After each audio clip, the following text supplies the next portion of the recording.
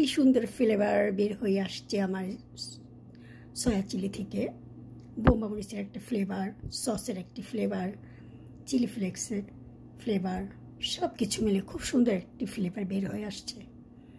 তৈরি করব chilli soya. এর জন্য সয়াটাকে আধা ঘন্টার মতো ভিজিয়ে রেখেছিলাম, তারপর খুব ভালো করে শুকিয়ে নিয়েছি। এখন এখানে অ্যাড করেছি সব রকম মশলা, আদা রসুন, হলুদ মরিচ, ধনে জিরে, soya sauce, tomato sauce, oyster sauce, সব রকম মশলা দিয়ে সামান্য লবণ দিয়ে আমি ম্যারিনেট করে রেখেছি। এখন এগুলো ভেজে নিব। প্রথমে আমি সয়াগুলো ভেজে নিব।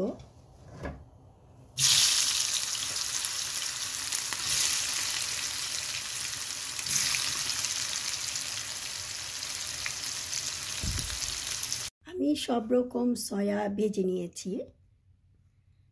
এখন আমি সয়া চিলি তৈরি করব। এর জন্য আমার লাগবে ক্যাপসিকাম, 2 রকম ক্যাপসিকাম, গাজর আর ব্রকলি। এগুলো আমি কেটে প্রিপেয়ার করে নিয়েছি। প্রথমে দিয়ে দিচ্ছি অল্প পরিমাণ তেল। গরম হয়ে আসছে। এখন আমি দিয়ে দিব আদা আর রসুন কুচি। এটাকে লাইট ব্রাউন করে ভেজে নেব। আমার পেঁয়াজ, আদা রসুন লাইট ব্রাউন হয়ে আসছে। এখন আমি দিয়ে দিব সবজিগুলো।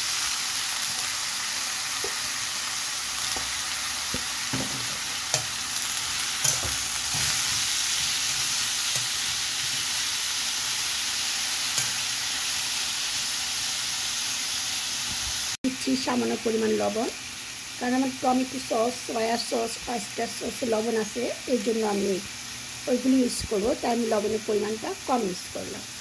আমি সবজির মধ্যে এখানে ইউজ করেছি গাজর, 2 রকমের ক্যাপসিকাম, ব্রকলি আর পেঁয়াজ কলি।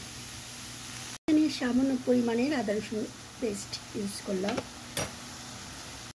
আমার সবজি কুক করা অলমোস্ট ডান। এখন আমি দিয়ে দিব সয়াগুলো।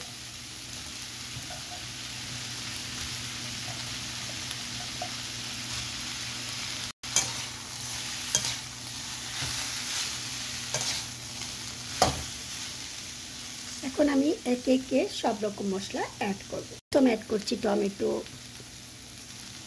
সস, তারপরে অ্যাড করছি ওয়েস্টার সস, তারপরে অ্যাড করছি সয়া সস। খুব ভালো করে মিক্স করে নিব।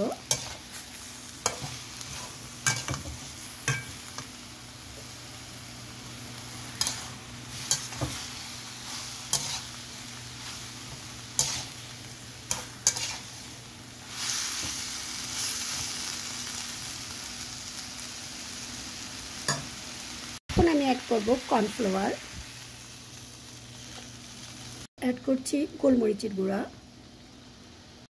তারপরে অ্যাড করছি চিলি ফ্লেক্স। এখন অ্যাড করব এই বোম্বা মরিচটা কেটে ঝুড়ি ঝুড়ি করে কেটে তারপরে অ্যাড করব ফ্লেভারের জন্য এবং কিছুটা ঝালের জন্য। এখন দিয়ে দেব সেই বোম্বা মরিচটা। রেডি আমার সয়া চিলি।